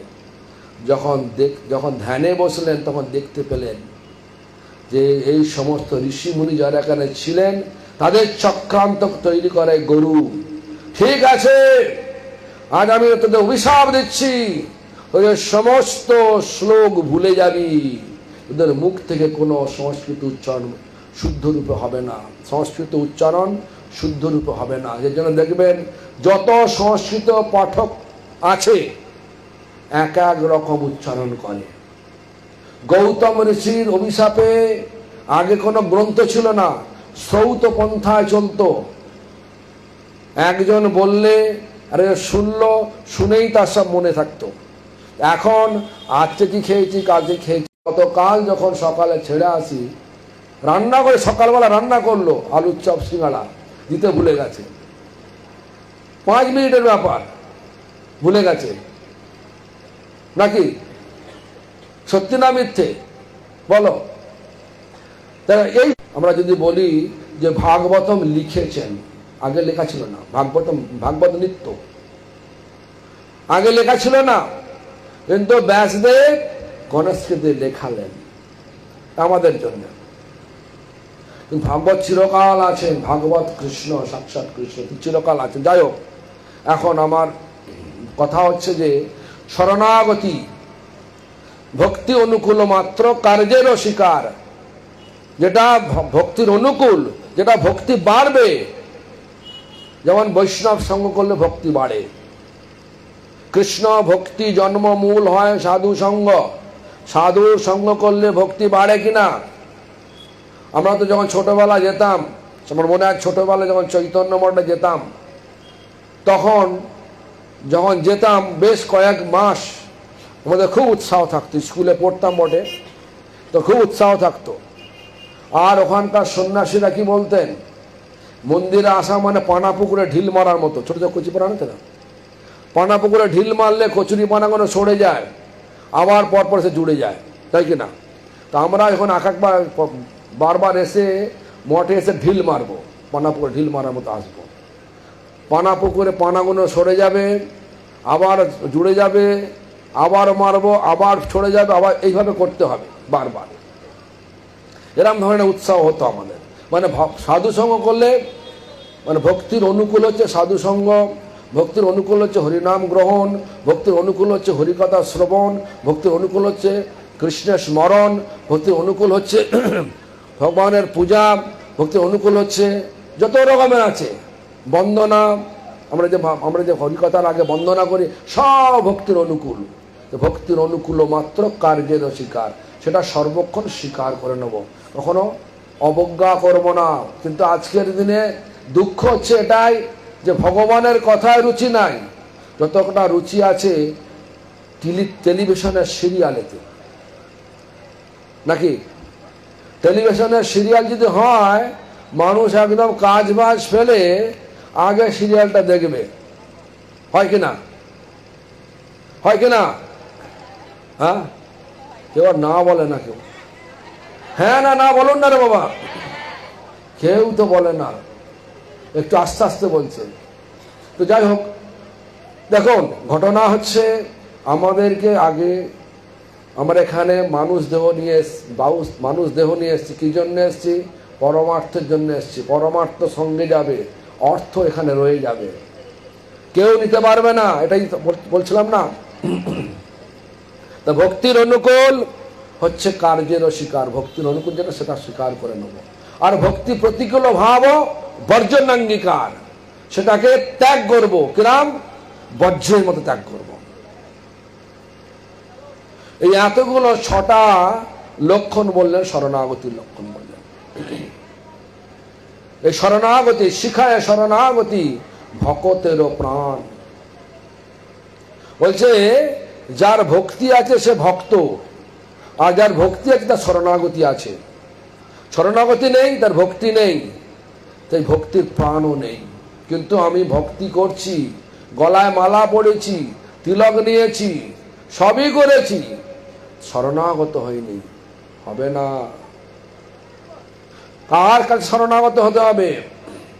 চৈতন্য চরিতামৃত বলে দিলেন, গুরু বৈষ্ণব ভগবান তিনের স্মরণ, তিনি স্মরণে হয় বিঘ্ন বিনাশন। সমস্ত বাধা, যে বাধাগুলো আমরা সাধারণত পেয়ে থাকি, যে বাধাগুলো সমস্ত পেয়ে থাকি, কি বাধা? নাম করতে করতে ঘুম আসে কিনা, নাম করতে করতে মনটা অন্যমনস্ক হয় কিনা, বলো হয় কিনা রে বাবা, বলো না রে বাবা, হয় না? আমি আমি আমি ভুল বলছি? ঠিক আছে, এসব বাধা, এই বাধাগুলো চলে যাবে কার কৃপায়? বলছে গুরু বৈষ্ণব ভগবান তিনের স্মরণ, তিনি এসে মরণ হয় বিঘ্ন বিনাশন। বিঘ্ন মানে বাধা, বিনাশ মানে নষ্ট হয়ে যায়। কার কৃপায়? কাকে স্মরণ করলে? না গুরু বৈষ্ণব ভগবানকে স্মরণ করলে। আর তাহলে কি হয়? তারপরে কি হয়? অনায়াসে হয় নিজ বাঞ্ছিত পূরণ। অতি অল্প আয়াসেই ভগবানের স্মরণ যদি একটুখানি হয়ে থাকে, বলছে লবমাত্র সাধু সঙ্গ। লব মানে 1 সেকেন্ডের 11 ভাগের, মানে 11 ভাগ ধরুন, 11 ভাগের 1 ভাগ। 1 সেকেন্ডে 11 বার ভাগ করলে তার 1 ভাগকে লব বলে। সাধুর মুখে হরিকথা যেটা শুনলেন, সেটা যদি জীবনে আচরণ করতে 1 লব, 1 লবে মনে করে জানো যে বামন মাঝ হরিকথা বলছেন, হরিনাম করো, ঠিক আছে, হরিনাম করতে আরম্ভ করলাম। হরিনামের দ্বারা কি হয়?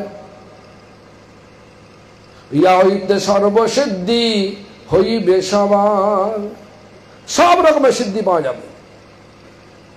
সর্বসিদ্ধি কোথায় আছে? ভগবানের পাদ পদ্মে। ভগবান কি রূপে এসছেন আমাদের কাছে? নাম রূপে এসছেন, গুরু রূপে এসছেন, বৈষ্ণব রূপে এসছেন, শাস্ত্র রূপে এসছেন। হরিনাম করলে এর ধীরে ধীরে বৈষ্ণব সঙ্গ করা, মানে যত রকমের আমাদের এ আছে,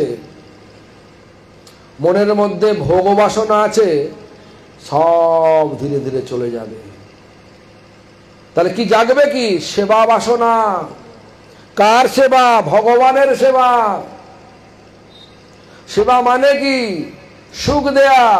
কার সুখ? ভগবানের সুখ। এসব জায়গায় ক্রমে ক্রমে যে বলবে, এইগুলো সব শরণাগতি না হলে হয় না। এটা বলছে শিখায় শরণাগতি ভকতেরও প্রাণ। যার শরণাগতি নাই, সে বাইরে থেকে তিলকমালা পড়ে থাকলেও সে মৃত শরীরে অলংকার পরানোর ন্যায়। মৃত শরীরকে অলংকার পরালে সে কি উপলব্ধি করতে পারে? শরীর উপলব্ধি করতে পারে আমাকে কত সুন্দর সাজিয়েছে? পারে না। ঠিক তেমনি করে মৃত শরীরকে অলংকার পরানোর ন্যায়।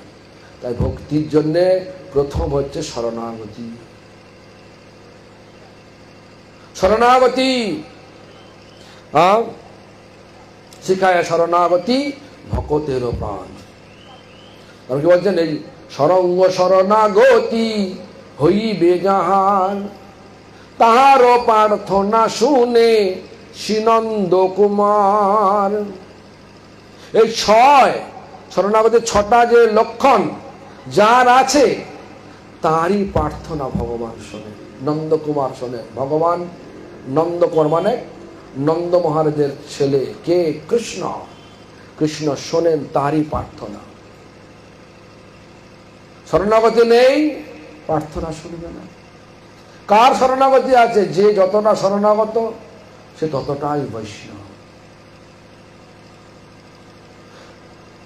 যে যতটা শরণাগত সে ততটাই সাধু।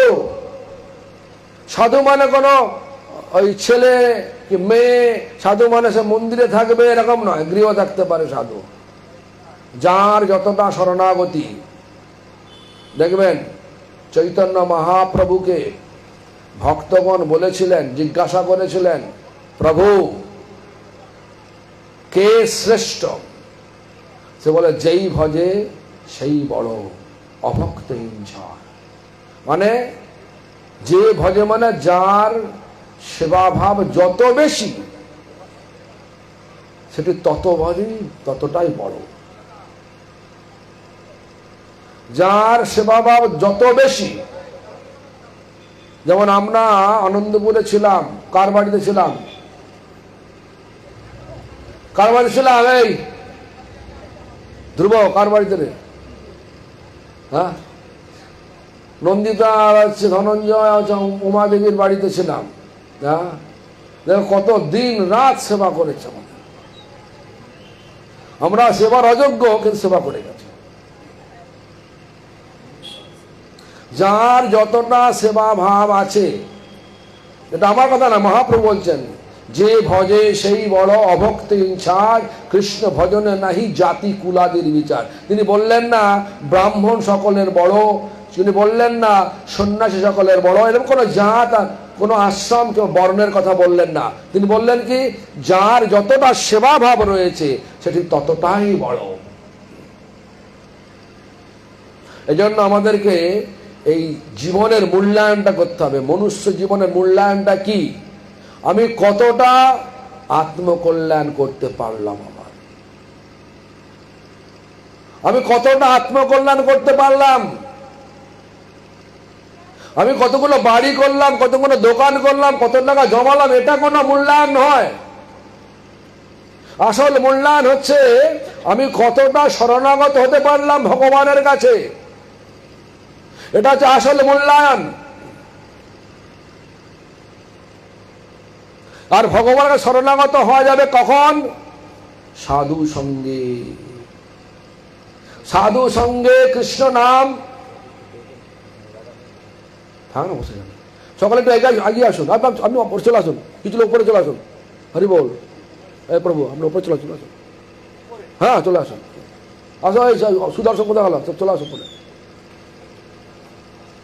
বসার জায়গা নেই তো ওখানে, চলো চলে আসো। চলো, আমরা কতটা পার্থিব উন্নতি করলাম, জগতের উন্নতি করলাম, বাড়ি গাড়ি ব্যাংক ব্যালেন্স যত রকম করলাম, এটা এটা মূল্যায়ন নয়। মূল্যায়ন হচ্ছে আমি কতটা শরণাগত হতে পারলাম ভগবানের দিকে, এটাই হচ্ছে আসল মূল্যায়ন। এটাই হচ্ছে পরমার্থ। এই পরমার্থ আমাকে নিয়ে যাবে কোথায়? আনন্দময় ধাম, ভগবানের ধাম, গোলক বৃন্দাবন।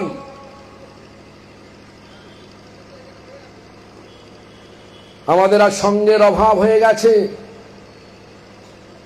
সঙ্গের অভাব হওয়ার দরুন আমরা আজ জীবনের মূল্যায়ন অন্যভাবে করে থাকি। কিরম ভাবে করে থাকি? না কত বড় আশ্রম বানালাম, কত বড় বাড়ি বানালাম, কতগুলো দোকান করলাম, কত টাকা জমালাম, এগুলো আমাদের আসল মূল্যায়ন নয়। কতটা নিজেকে মানে আত্মাকে ভগবানের চরণে সমর্পণ করতে পারলাম, শরণাগতি। তাই এই যে কথাগুলো ভক্তিতে লিখেছেন না, প্রত্যেকটা শব্দ শিক্ষামূলক শব্দ। বুঝতে পারলে, জীবনে আচরণ করতে পারলে আমাদের মঙ্গল হবেই হবে।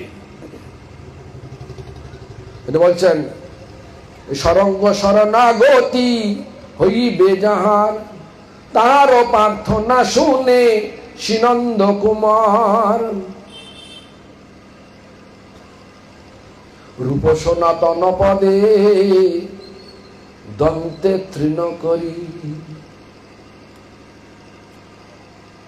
ভকতি বিনোদ পড়ে দুহু পদ ধরি। আপনি আপনি চেষ্টা করলে হবে না। হ্যাঁ আমি করে নেবো মনে মনে, ঠিক আছে, কারো মাঝখান লাগবে না, গুরু বৈষ্ণব লাগবে না, হবে না, হবে না। রূপ গোস্বামী ভক্তির আচার্য, সনাতন গোস্বামী সম্বন্ধের আচার্য। সম্বন্ধ না হলে সেবা হয় না। যখন এই চন্দ্রার বিয়ে হয়, বাড়ি থেকে আসার সময় কি করেছিল? কেঁদেছিল কিনা বলো? কান্না করেছিল কিনা? করেনি কান্না? থাক, পাগল লাগে। আমি দেখেছি তাই বলো, নন্দিতা কান্না করেছিল কি? ধরো যে কোনো বাচ্চা ঠিক আছে, ও বলছে ওনার ওনার বা ওনার সব তো মানে কি বলো মডার্ন ব্যাপার না করতে পারে। কিন্তু যখন বেশিরভাগ মহিলা যখন বিয়ের পরে যখন শ্বশুর বাড়ি আসেন তখন কান্না করেছিলেন কি না? হ্যাঁ, তারপরে এখন যদি বলে শ্বশুর বাড়ি থেকে যদি বলে যে বাপের বাড়ি গিয়েছে আসো আর আসতে হবে না, থাকতে যাবেন? কান্না করবেন কিনা? হ্যাঁ, এখন সম্বন্ধ হয়ে গেছে শ্বশুর বাড়ির সঙ্গে। তেমনি করে আমরা এই জড়জগতে আছি, সব সম্বন্ধ বানিয়ে নিয়েছি, এ আমার অমুক, এ আমার তমুক, সব বানিয়ে নিয়েছি। আর যখন ভগবানের সাথে সম্বন্ধ বানাবো, যেখানেই থাকি, তখন বোধ হবে কি সবই ভগবানের জগৎ, জড় জগৎটাও ভগবানের, আমিও ভগবানের, আমার পারিবারিক সবাই ভগবানের। যেখানে থাকবেন সবই ভগবান, সব জায়গায় সেবা করতে পারবে, তখন সেবাভাব জেগে উঠবে। সম্বন্ধ না হলে সেবা হয় না, আর সম্বন্ধ নিয়ে যদি সেবা করেন তবে ভক্তি হয়। রূপ সনাতন পদে দন্তে তৃণ করি, দাঁতে ঘাস রেখে, মানে কোনো প্রতিবাদী নয়। মনে করেন স্বামী সাধু মহারাজ, বামন মহারাজ, রূপ গোস্বামী আর হচ্ছে সনাতন গোস্বামী, মনে করুন এটা, ওরা বললে পা টিপে দে, যদি বলে না পা টিপবো না, আমি কেন টিপবো? যদি মনে করি রূপ সনাতন সম্বন্ধ অভিধ তত্ত্বের আচার্য, তো এদের কথা মানতে হবে। এদের কথা শুনলেই ভগবানের সেবা হবে। এই মানে করে দে, রান্না করে দে, হরিনাম করো সারা রাত ধরে। সাধারণত সাধুরা এটা বলে না, সাধারণ বলে হরিনাম করো, শাস্ত্র পড়ো, হ্যাঁ, ভগবানের সেবা করো, ভগবানের ভক্তের সেবা করো। আর সাধুরা কি ভাবে? আমি তো সাধু নই, আমি তো বৈষ্ণব নই। যারা প্রকৃত বৈষ্ণব তারা বলে আমি বৈষ্ণবের কুকুরেরও কুকুরেরও কুকুরেরও কুকুর, বৈষ্ণব আমি নই। কেন? আমাদের সিদ্ধান্তটাই শরণাগত সিদ্ধান্ত, সবসময় শরণাগত হয়ে যাওয়া। তাই দেখুন কি বলছে, আমাদেরকে শিক্ষা দিচ্ছেন, আমি তো বৈষ্ণব, বলছে কিনা? আর কি বলছেন? এ বুদ্ধি হইলে অমানি না হব আমি। যার বাড়িতে যাই সেই একটা করে, এখন যেন যেতে যেতে একটা বড় একটা পেতলের গামলা নিয়ে এসছে, কিনা চরণ ধোয়াবে। আর কেন রে বাবা, আমি বৈষ্ণব নাকি? হ্যাঁ, আমি যদি আহম্মক হয়ে হ্যাঁ আমি বৈষ্ণব এসছি, সন্ন্যাসী, মঠে থাকিতে পাধব, কি হবে? বলছে আমি তো বৈষ্ণব, এ বুদ্ধি হলে অমানি না হব আমি। প্রতিষ্ঠা শাসী হৃদয়ে দূষিবে, হইব নিরয়গামী, নরকগামী হয়ে যাব।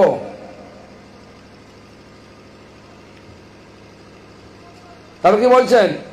আমাদের আচার্য যখন ভালো ভালো শিক্ষা দিয়ে গেছেন, বৈষ্ণব ধর্মের বিধানটা কি, প্রকৃত ধর্ম কাকে বলে? ধর্ম মানে হচ্ছে ভগবানকে লাভ করাটাই ধর্ম। ভগবানকে না কৃষ্ণকে লাভ করাটাই ধর্ম। কৃষ্ণ কে না আনন্দের আকার। ধর্ম মানে কি? যিনি আমাদের আত্মা স্বাভাবিক নিত্য যেটা চাহিদা, আত্মার স্বাভাবিক নিত্য চাহিদাটা কি না আনন্দ লাভ করা, চির আনন্দ লাভ করা। চির আনন্দ স্বরূপটা হচ্ছে কৃষ্ণ। এই জন্য ভালো করে বিচার করতে হবে বৈষ্ণব ধর্মটা কি। নিজ শ্রেষ্ঠ জানি উচ্ছিষ্টাদি দানে হবে অভিমান ভার। নিজের শ্রেষ্ঠ জানি উচ্ছিষ্টাদি দানে হবে অভিমান ভার। তাই শিষ্য তব থাকিয়া সর্বদা না লইব পূজা কার। সবাই মিলে যদি আমার ফল নিয়ে ফুল নিয়ে আসে, চলো আপনি গুরুদেব পূজা করব, আপনি বৈষ্ণব পূজা করব, ভালো, কিন্তু আমি আমাদের পরম্পরাকে শিক্ষা দিচ্ছেন। গুরু যদি মনে করে সে গুরু, তাহলে গুরুর প্রথম অক্ষরের উকারটা লোপ পাবে, তাহলে কি হবে? কি রাখবে? গরু মানে কি জানোয়ার তো নাকি? গুরু হলো? বৈষ্ণব ধর্মের এটাই হচ্ছে শিক্ষা। এই শিক্ষাটাকে নিয়ে চলতে হবে। এটা সম্পূর্ণ শিক্ষার মূল কি? শরণাগতি।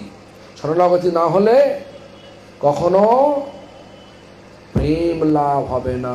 সেটাকেই বোঝালেন ভক্তি ঠাকুর। শিখায় শরণাগতি ভকতের পান। কেন?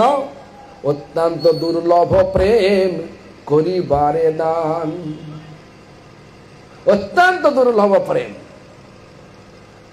সেই প্রেম দান করার জন্য ভগবান স্বয়ং এসছেন চৈতন্য মহাপ্রভু রূপে এখানে। আর আমরা সেই রাজ্যে জন্ম লাভ করে চৈতন্য মহাপ্রভু কতটা মানছি আমরা জানি। এই শ্যামানন্দ গৌরীয় মঠ বহুদিনের তো মঠ, কজন যায় ওখানে? গুটি কয়েক লোক যায়।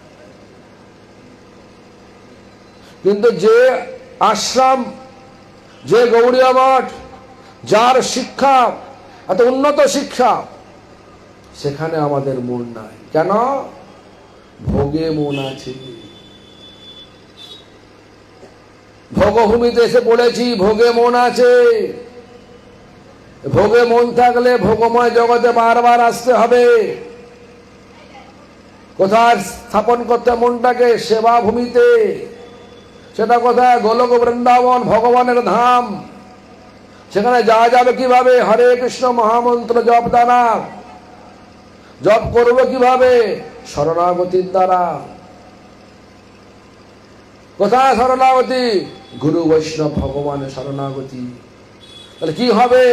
সমস্ত বাধা চলে যাবে, ধর্ম প্রতিষ্ঠা হবে। কোথায়? হৃদয়েতে। ধর্ম প্রতিষ্ঠা হবে। যে ধর্ম ভগবান নিয়ে চলে গেছেন, শুরু করেছিলাম ধর্ম, কৃষ্ণ সধম অপগতে, ধর্ম জ্ঞানাদি সহ সেই ধর্ম আবার ফিরে আসবে।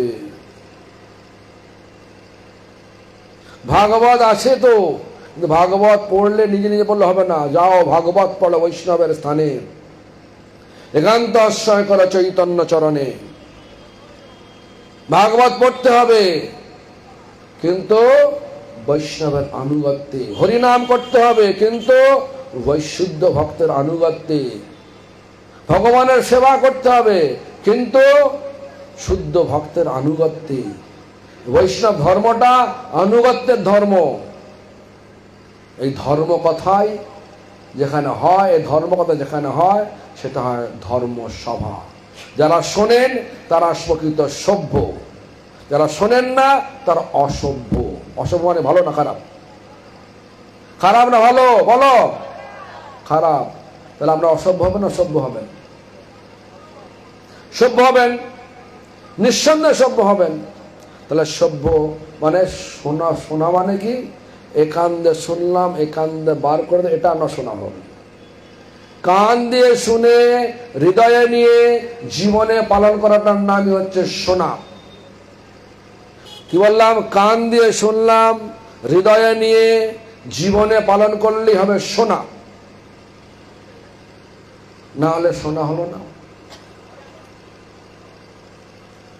তাই ভক্তিনাথ ঠাকুর বলছেন, ভকতি বিনোদ মানে রূপ সনাতন পদে দন্তে তৃণ করি, ভকতি বিনোদ পড়ে দুহু পদে ধরি। তারপর কি বলছেন, সুন্দর কথা তারপরেরটা, কাঁদিয়া কাঁদিয়া বলে আমি তো অধম। কাঁদতে পারবেন?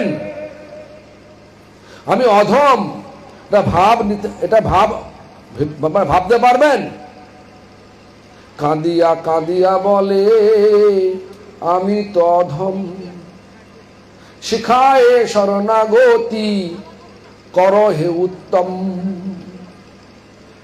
আমি অধম, হে বৈষ্ণব ঠাকুর আমাকে উত্তম করুন। উত্তম বৈষ্ণবের লক্ষণ কি? শুদ্ধ হরিনাম। সেখানে বলছে, যাহারে দেখিলে আইসে মুখে কৃষ্ণ নাম, তাহারে জানিও তুমি বৈষ্ণব প্রধান। তাকে দেখলেই মুখে কৃষ্ণ নাম আসে। তাহলে এখন প্রশ্ন হতে পারে, তো সাহেব লোক আসছে, তা দেখলেই তো মনে হয় হরে কৃষ্ণ সব আছে, ওটা ভাব নাকি? মুখে শুদ্ধ নাম আসতাম, মজা করে নাম, স্তোক করে নয়। শোক মানে ঠাট্টা মজা করে এসব নয়। যাহারে দেখিলে আইসে মুখে কৃষ্ণ নাম, তাহারে জানিও তুমি বৈষ্ণব প্রধান। আমি একটা শুধু কথা বলে সমাপ্ত করে দেব। কিরাম বৈষ্ণব, উত্তম বৈষ্ণবের লক্ষণটা বলছি।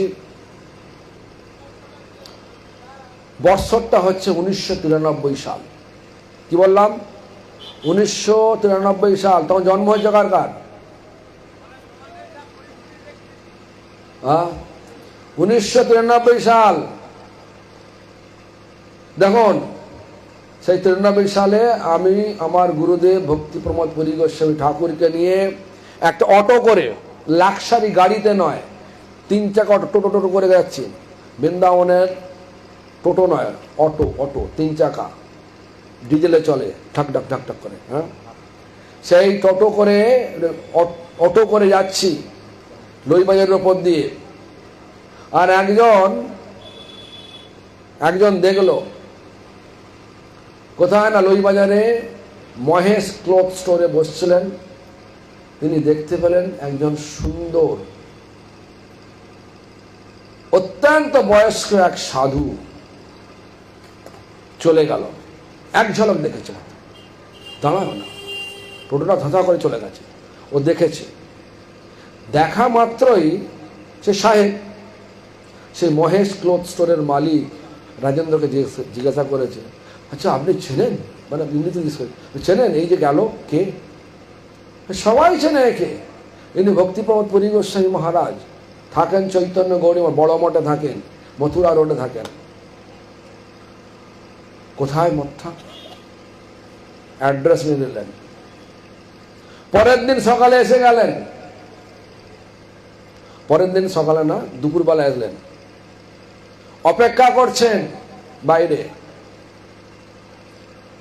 দরজা খুললাম, উনি ভেতরে ঢুকে বলছেন, আমার ঢুকেই ঝরঝর করে কাঁদছে আর বলছেন, মনে মনে কি বলছে জানি না। আমি তো জিজ্ঞেস করলাম, তোমার কি হয়েছে, কাঁদছো কেন? তো যাই হোক, সে খানিকক্ষণ পরে বললো, তো আমি কি এনার কাছ থেকে দীক্ষা নিতে পারি? তোমার তো, তুমি তো ইস্কনের লোক, এতে দীক্ষা নেবে কেন? বলছে না, আমি ইস্কনের নই। কেন তুমি দীক্ষা নেবে কেন? তুমি তো কোনো বই পড়ো না, সঙ্গ করো না। শুধু বুকে হাতটা দিল, যে এম করে দেখালো, আর চোখে জল, চোখ ভর্তি জল। আমি ঠিক আছে, আমি আপনার কথাটা জানাবো আজকে রাত্রে, গুরুদেবকে জানাবো, কালকে তুমি আসো, বলে দেবো দীক্ষা পাবেন কি না পাবেন। তো যাই হোক, রাত্রিরে বলার সঙ্গে সঙ্গে গুরুদেব বলছেন যে, বাবা আমি ইস্কনের সঙ্গে ঝগড়া করতে পারবো না। আমি বললাম, না, ও ইস্কনের লোক নয় বলেছে। তাই? তাহলে তুমি নিয়ে আসো। তো যাই হোক, তারপর তার দীক্ষা টিক্ষা হলো, সবই হলো। তারপরে আমার কাছে নিয়ে গেল হাওয়াই। জিজ্ঞাসা করলাম, তুমি হঠাৎ এরকম ধরো আবেগপ্রবণ হয়ে দীক্ষা নিলে, হরিনাম নিলে, হঠাৎ কী ব্যাপার হলো, তোমার কি? বলছে আমি জানি না। তখনই ঘটনাটা ওই আমাকে বলেছিল। অটো করে যাচ্ছিলেন আপনি আর সেই গুরুদেবকে দেখেই আমার একদম মানে মনটা সম্পূর্ণ ঘুরে গেল। হ্যাঁ, কে জানেন? আমাদের মঠে এখন যিনি রামদাস, সেই তিনি আমাকে বলেছিলেন যে উত্তম বৈষ্ণবের লক্ষণ, আমি তো বহু জায়গায় ঘুরেছি, বহু জায়গায় বহু লোককে পয়সা দিয়েছি। বলছি ইস্কনকে আমি 25,000 ভাগবতম সেট দান করেছি। 25,000 ভাগবতম সেট, পুরো ভাগবতের সেট দান করেছি, ছাপিয়ে দিয়েছি। এখনো সমস্ত মন্দিরে সে দান করে। আমাদেরও মন্দিরের প্রায় 75 ভাগ উনিই দান করেছেন। সব জমি, বড়ি, গাড়ি সব উনি দান করেছেন। তো যাই হোক, ঘটনা হচ্ছে যে উত্তম বৈষ্ণবের লক্ষণটা আমি ওনার মুখে শুনেছি যে আমার গুরুদেবকে দর্শন করা মাত্রই তার হৃদয়ের ভাবটা সম্পূর্ণ পরিবর্তন হয়ে গেল। তাই সেই ভক্ত বলছেন, কাঁদিয়া কাঁদিয়া বলে আমি তো ধম, শিখায়ে শরণাগতি করহে উত্তম। সকলকে এই লক্ষ্যে পৌঁছাতে হবে, অধম থাকলে চলবে না। যেমন একটা স্কুলে ধীরে ধীরে ক্রমোন্নতি হয় না, class 1, class 2, class 3, class 4 M করতে করতে M degree, master degree, PhD পর্যন্ত চলে যায়। তারপর আরও কিছু আছে সে করে, ধীরে ধীরে করে। ঠিক তেমনি করে আমরাও লক্ষ্য রাখতে হবে যেন আমি যথার্থ বৈষ্ণব দাস হতে পারি। বৈষ্ণব দাস যথার্থই ভগবানের দাস। যে বৈষ্ণব দাস হওয়ার চেষ্টা না করে সে কখনো ভগবানের দাস হতে পারে না। তাই সকলে ধর্ম কথার অর্থ বুঝুন, প্রকৃত দাতাকে জানুন, যে আমাদের আত্মকল্যাণ করার ব্যবস্থা করে সেই প্রকৃত দাতা। এই যে মেদিনীপুর শহরে শ্যামানন্দ গৌড়ীয় মঠ, আমার দৃষ্টিভঙ্গিতে প্রকৃত দাতা মেদিনীপুরের প্রকৃত দাতা।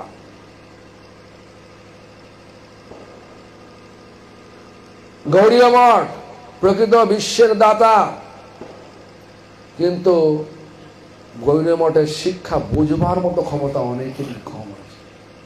কে বুঝতে পারে? যে সুকৃতিবান সেই বুঝতে পারে। এই জন্য আমাদেরকে ভালো করে জীবনের মূল্যায়ন করতে হবে। মনুষ্য জীবনের মূল্যায়ন তখনই করা যাবে যখন শুদ্ধ ভক্তের আশ্রয় থাকতে শিখতে পারব। শুদ্ধ ভক্ত হচ্ছে বারুদের স্তূপ, আমরা হচ্ছে অগ্নির স্ফুলিঙ্গ। বারুদের স্তূপে পড়লেই, স্ফুলিঙ্গ বারুদে পড়লেই বিশাল অগ্নিকাণ্ড করবে। আপনারা সবাই পারবেন বিশাল অগ্নিকাণ্ড করতে। মানে আপনি যদি হরিনাম করেন, আশ্রয় থেকে হরিনাম করেন, যদি কনিষ্ঠ বৈষ্ণব হয়ে করেন থাকেন, 7 পুরুষ উদ্ধার করবেন আপনার বংশে। যদি মধ্যম বৈষ্ণব হন 14 পুরুষ উদ্ধার করবেন, উত্তম বৈষ্ণব হন তাহলে 21 পুরুষ উদ্ধার করবেন। সকলের পিঢ়ি উদ্ধার হোক, এই কথা বলে সকলের আত্মকল্যাণ হোক, সকলে ধর্ম করুক। আশা করি ধর্ম কথার অর্থ বুঝতে পেরেছেন। ধর্ম মানে এই নয় যে মন্দিরে গিয়ে কিছু ফল দিলাম, মিষ্টি দিলাম, টাকা দিলাম, ধর্ম হয়ে গেছে, তা নয়।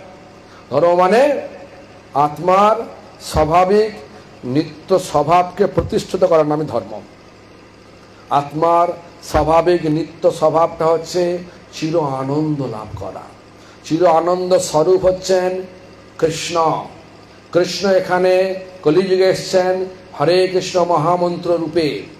আর হরে কৃষ্ণ মহামন্ত্রকে যিনি করছেন শুদ্ধ ভক্তের আশ্রয়ে থেকে, তিনি প্রকৃত ধর্ম করছেন। হরে কৃষ্ণ। সকলে ধর্ম করুন, আত্মকল্যাণ করুন, আর জীবনের মূল্যায়ন করে, জীবনের যে আসল মূল্যায়ন কি, পরমার্থ লাভ করে পরমার্থ জগৎ গোলক বৃন্দাবনে প্রত্যাবর্তন করুন। Back to home, back to home. আসল বাড়ি কোথায়? বৃন্দাবন। কোন বৃন্দাবন? গোলক বৃন্দাবন। কে আছে? রাধা কৃষ্ণ আছেন। হরিনামে কে আছে? রাধা কৃষ্ণ আছেন। তাহলে হরিনাম করলে কোথায় যাবেন? রাধা কৃষ্ণকে যাবেন, গোলক বৃন্দাবনে যাবেন। সেখানে কি আছে? কি আছে? আনন্দ আছে। কদিনের আনন্দ? চির আনন্দ আছে, ধর্ম আছে। সকলে ধর্ম করুন, হরিনাম ধর্ম করুন, নামকে আশ্রয় নিন, কলিযুগের ধর্ম পালন করা হবে। সকলের নাম হোক, এই ভগবানের চরণে নিবেদন করে আমার কথার এখানে বিশ্রাম দিলাম। যদি কোনো অসংলগ্ন কথা বলে থাকি তাহলে আমাকে ক্ষমা করবেন, আর যদি আমি কোনো সংলগ্ন কথা বলে থাকি তাহলে পালন করবেন, আর আমাকে আশীর্বাদ করবেন যেন আমিও ধর্মপথে চলতে পারি, গোলক বৃন্দাবনে যেতে পারি, আর শান্তি লাভ করতে পারি।